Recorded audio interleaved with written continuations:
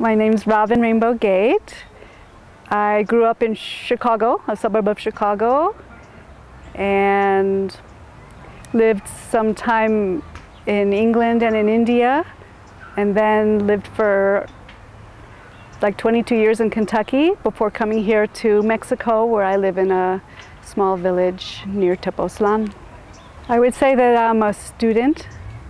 I'm a student of traditional medicine of Mexico and of China. My film work is that I'm an honorer of stories through the medium of video. I like to me it's an honor to hear people's stories and give them that gift of being heard deeply, and also it's a way of preserving the old ways, which I think is really important for future generations. So that's the work I do in film. So that's some about me. To me, compassion is having a sensitivity towards something which might, on the face of it, be offensive or disturbing, but to realize that even things like that are part of the whole, and so compassion would be to be able to cut through, or to not react automatically or impulsively from a place of resistance to things that aren't pleasant, but to know that they're part of the whole, and that the whole is basically good. I have known and know and I've had so many experiences of people being kind with me. And I feel like I've received so much compassion in that the shadow parts of myself, which I'm very aware of and think others must be very aware of, but who knows, sometimes yes, sometimes no, that people have been kind to me even in the midst of maybe my messiness. Even one actual example would be in Mexico when I speak Spanish. I like to try to speak Spanish. I make a lot of mistakes, but I find that the people here, the Mexicans, almost completely are just so compassionate towards me. They're kind, they're not judgmental, they're helpful, they correct me, which doesn't come from an arrogant perspective, but just to help. So that would be an example of compassion. Well, really the first human being that comes to my mind is a Buddhist monk that I used to practice Buddhist meditation with when I lived in England, named Ajahn Sumedho.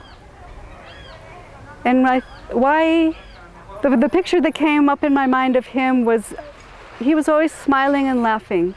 And one of the things that he was able to do in his teachings was speak about the difficult aspects of the human experience, because he, as a successful meditator and potentially enlightened person, quien sabe, I don't, whatever that actually means, but he had something.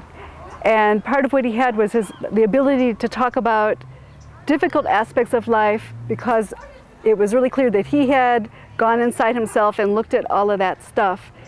But the way that he talked about it was always with laughter, but not laughing at, but just like it's just all this big funny thing. It's just a big funny show. And when I can go to him, or when I have or used to go to him with whatever grand suffering I had, and he could respond to me with smiling and laughter, that to me felt like incredible compassion. That's a hard one for me, because I don't perceive myself as being very compassionate.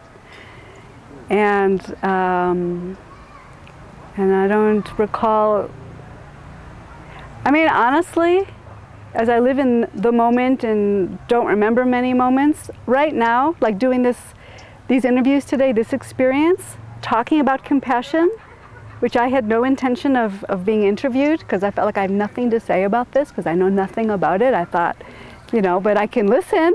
But hearing what everyone had to say, it's like it's just kind of, my heart just kind of started to go like this. And so perhaps actually being part of this project is actually something that can help me, or is helping me in this moment to open to compassion very much.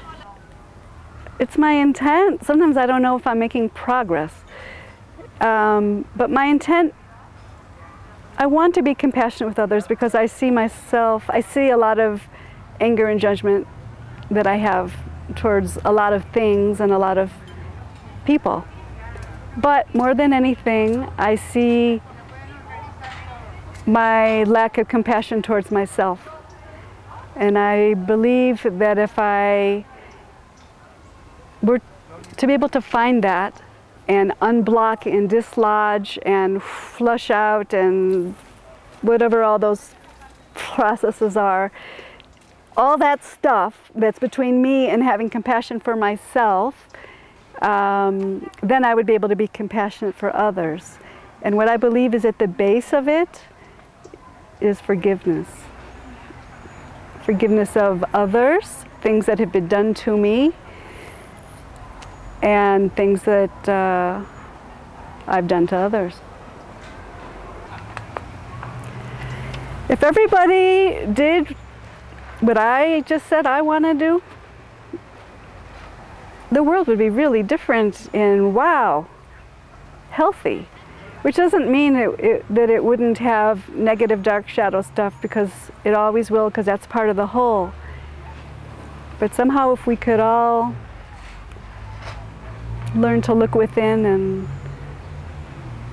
heal our wounds and forgive, and it's like what Andrew was saying in the previous interview about like having tolerance for things that are intolerable, which doesn't mean what another interviewee said, which doesn't mean to pardon it. It doesn't mean to say, well, it's all right, I'm just all love and it's not important, it's all okay. It doesn't mean that at all. But that somehow if all of us could do our inner work, look within and heal our past stuff, so that we could not just be in the light, but be in some kind of healthy equilibrium with all of it, with the light and the dark, and how that manifests in different ways at every moment.